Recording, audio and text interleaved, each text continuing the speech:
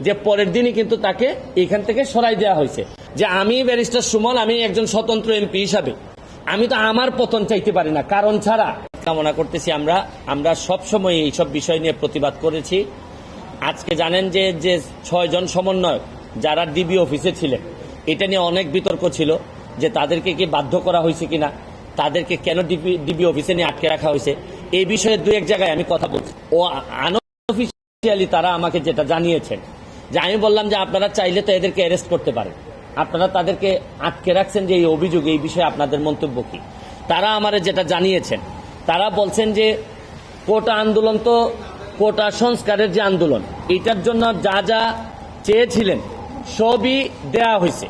মানে যারা এই কোটা আন্দোলনে, কোটা সংস্কারের আন্দোলনে তারা যা চেয়েছিলেন তার চেয়ে দেখা যাচ্ছে যে 95%, 93% দেওয়া হয়েছে। মানে ওনারা